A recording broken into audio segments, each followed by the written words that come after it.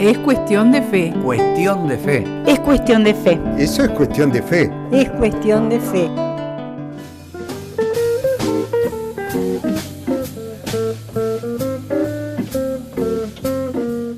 En este tiempo en que queremos hacer regalos, sobre todo a las personas más cercanas y queridas, nos encontramos ante una pregunta a veces difícil de responder. ¿Qué puedo regalar?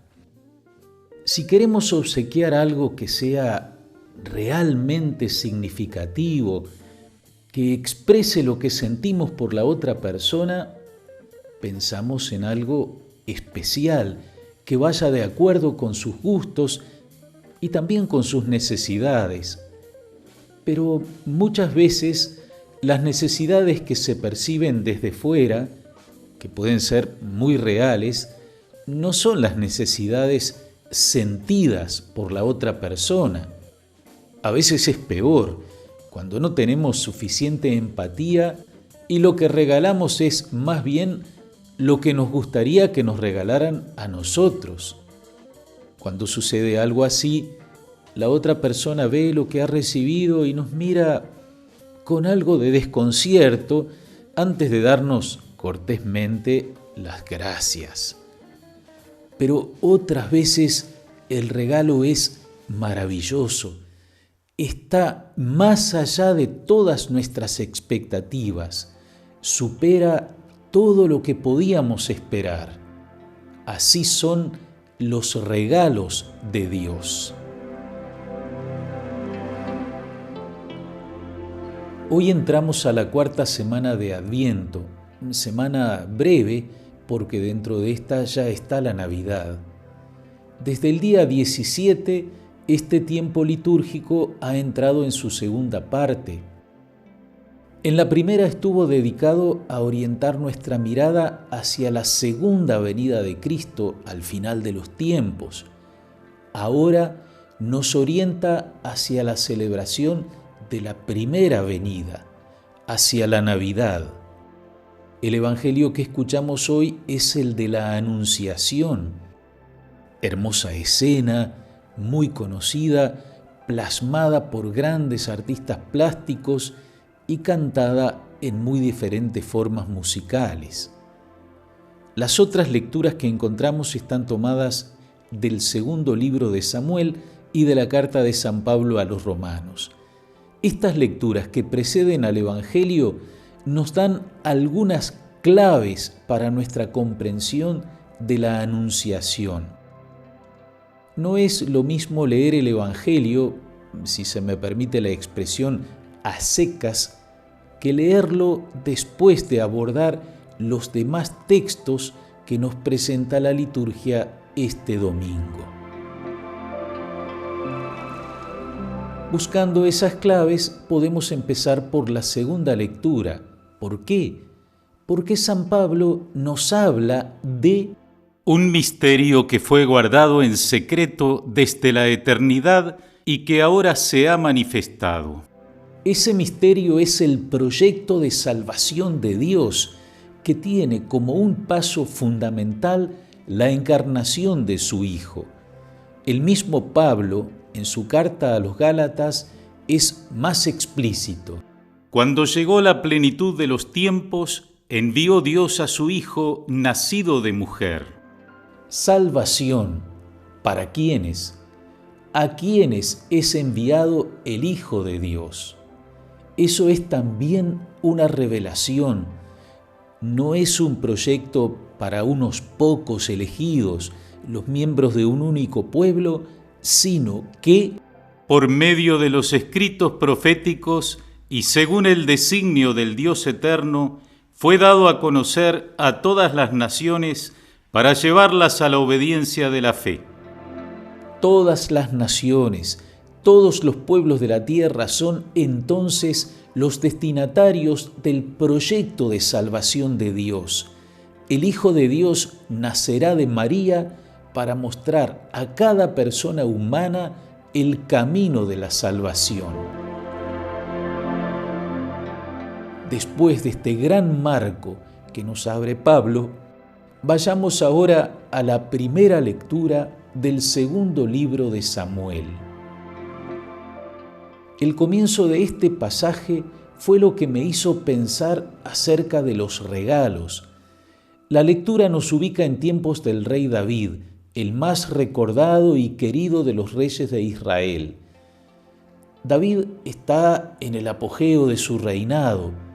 Su territorio está asegurado, hay paz, hay cosechas, y en esa situación de prosperidad, David piensa que es el momento de construir un templo. Es el regalo que él quiere ofrecer a Dios. Se lo dice al profeta Natán en un tono casi avergonzado. Mira, yo habito en una casa de cedro, mientras el arca de Dios está en una tienda de campaña. El profeta entiende lo que David quiere decir y espontáneamente le da su aprobación. Pero esa noche Dios se manifiesta a Natán y le dicta el mensaje que debe entregar al rey. Dios dice que no es David quien construirá una casa para Dios, sino Dios quien construirá una casa para David. Una casa para Dios. Eso sería el templo que quiere construir el rey. Lo construirá su hijo Salomón. Una casa para David. No se trata de un edificio. Casa tiene otro sentido, familia, y en el caso de los reyes, dinastía. Cuando hayas llegado al término de tus días y vayas a descansar con tus padres, yo elevaré después de ti a uno de tus descendientes, a uno que saldrá de tus entrañas, y afianzaré su realeza. Seré un padre para él, y él será para mí un hijo. Tu casa y tu reino durarán eternamente delante de mí, y tu trono será estable para siempre. Esa es la promesa de Dios a David. Es una promesa difícil de entender en términos humanos, porque lo más que puede esperar un rey es tener un reinado largo y feliz, pero sabiendo que eso terminará algún día y que otro rey vendrá después. Es verdad, una dinastía, una casa reinante, puede ir transmitiendo en forma hereditaria el trono y esa casa real puede permanecer mucho tiempo en el poder. Pero en la historia humana nada es para siempre. David reinó aproximadamente entre los años 1010 y 970 a.C. Luego reinó su hijo Salomón. Después, el reino se dividió en dos. Algunos de los monarcas fueron bastante malos, otros fueron peores. Algunos reyes y algunas de sus esposas fueron personajes verdaderamente impíos, gente que vivió sin Dios, cometiendo toda clase de tropelías y abusos contra su prójimo. Las invasiones de los asirios liquidaron sucesivamente los dos reinos. Los israelitas fueron arrancados de su tierra y llevados al exilio. En fin, hasta donde se podía percibir humanamente, nada quedaba de aquella promesa.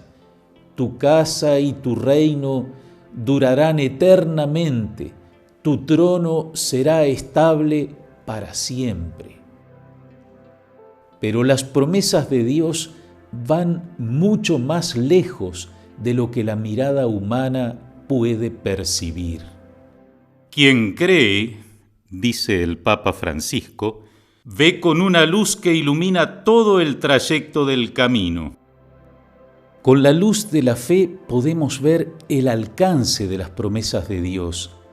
El pueblo de Dios, el pueblo creyente de la primera alianza, lee a la luz de la fe esa promesa y cree y espera.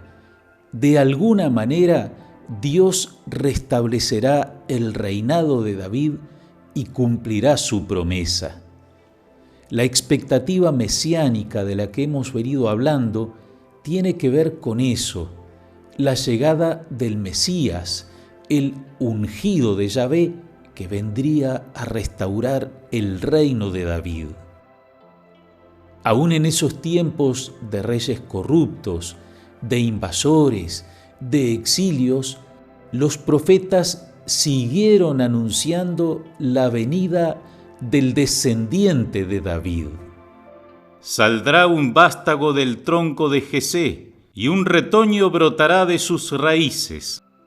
Jesé es el nombre del padre de David, de modo que este anuncio de Isaías se refiere a un sucesor del gran rey. 10 veces es llamado Jesús hijo de David en el Evangelio de Mateo, 4 veces en Marcos, otras 4 en Lucas y ninguna vez en Juan. Cuando se dice que Jesús es hijo de David, se está diciendo algo significativo para aquellos que conocían lo anunciado por los profetas y que esperaban su cumplimiento. Tanto Mateo como Lucas trazan una genealogía de Jesús. Aunque éstas tienen diferencias, coinciden en ubicar a David entre los antepasados de Jesús. Esa línea confluye en José, esposo de María, de la casa y de la familia de David. José no es el padre biológico de Jesús, pero a todos los efectos es su padre aquí en la tierra, y eso inscribe a Jesús en la familia de David.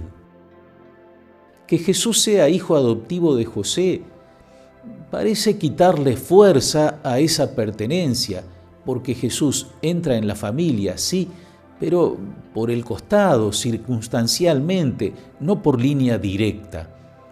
Pero para los israelitas, la paternidad es mucho más que un hecho biológico.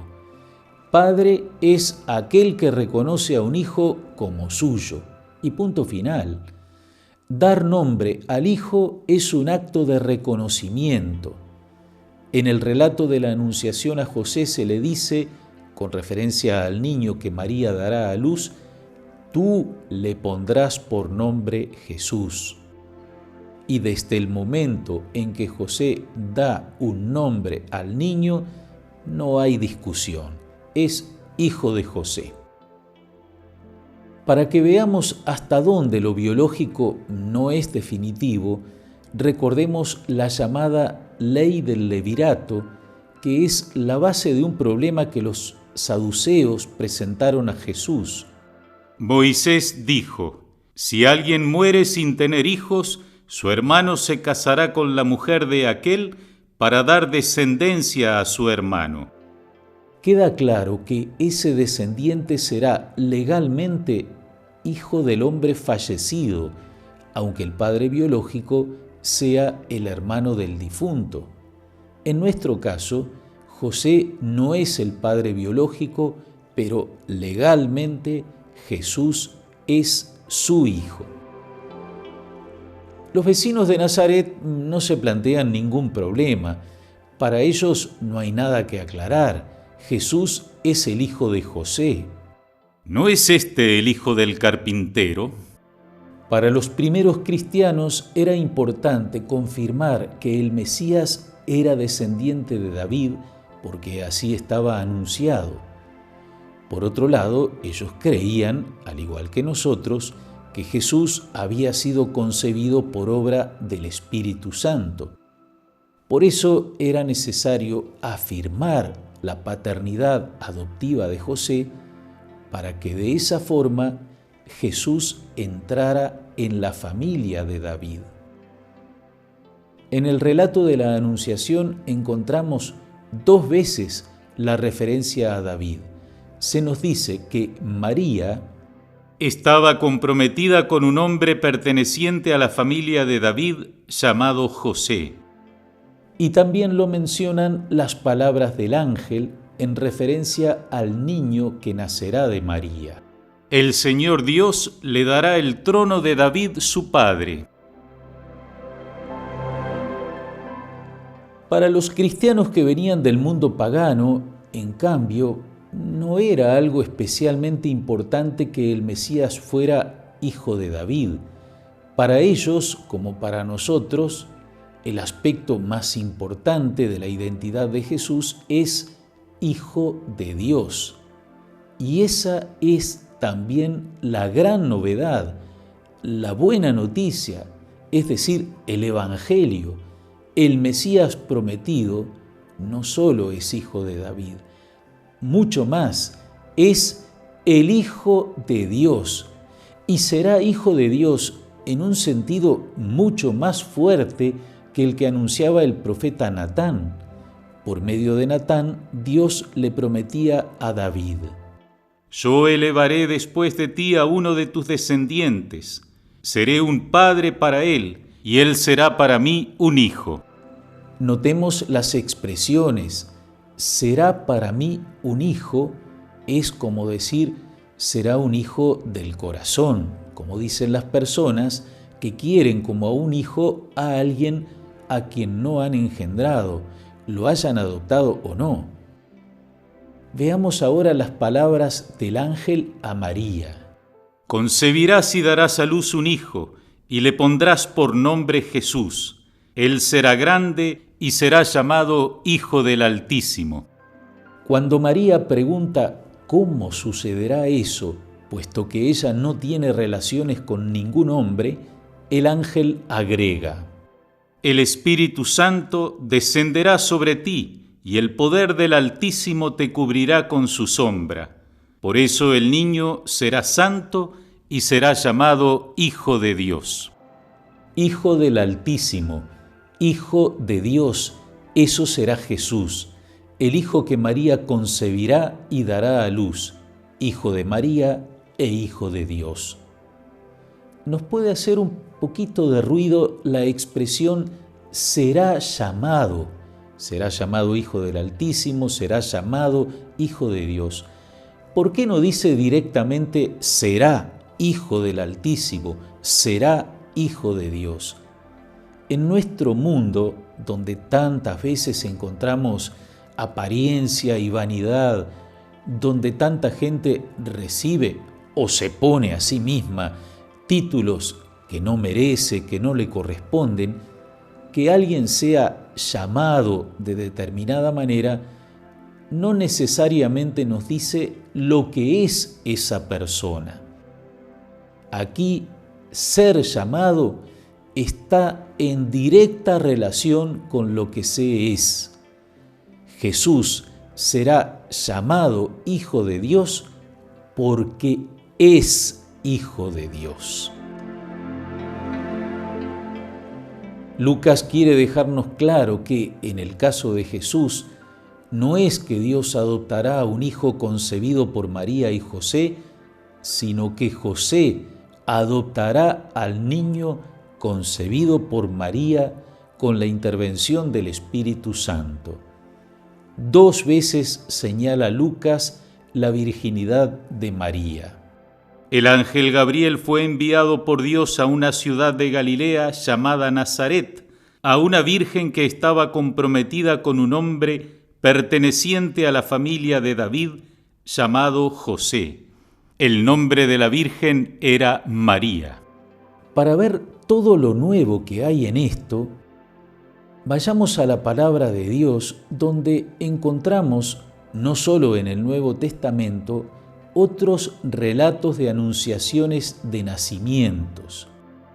Ismael, Isaac, Sansón y ya en el Nuevo Testamento Juan el Bautista. En todos estos relatos hay una intervención extraordinaria de Dios que hace que una pareja estéril pueda concebir un hijo. En cambio, Lucas nos presenta algo radicalmente nuevo. La intervención de Dios hará que María conciba, sin tener relaciones con ningún hombre, a aquel que es, al mismo tiempo, su Hijo e Hijo de Dios. El Evangelio de Mateo nos presenta el reverso de la medalla. Allí no es María la destinataria del anuncio, sino José.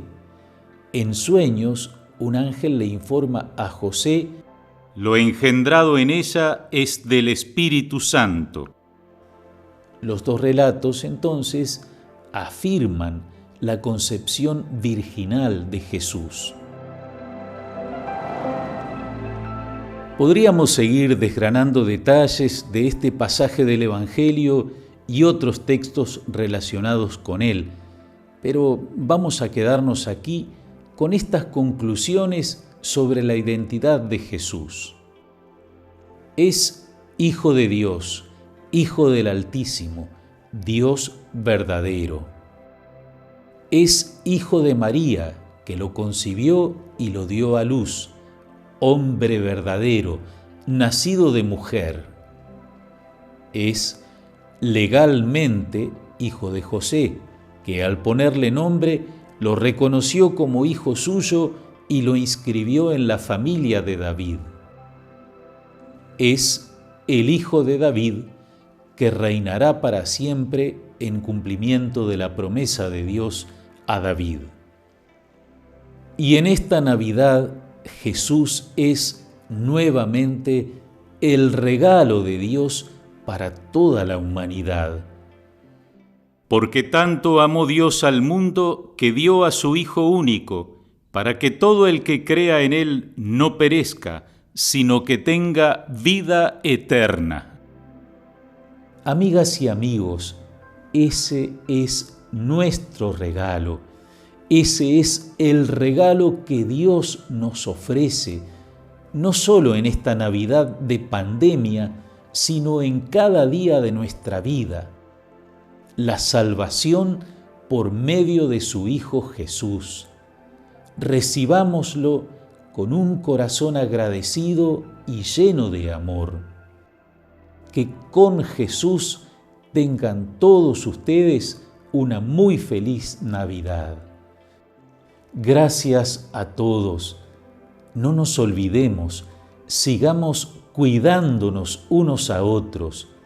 Que el Señor los bendiga y hasta la próxima semana, si Dios quiere.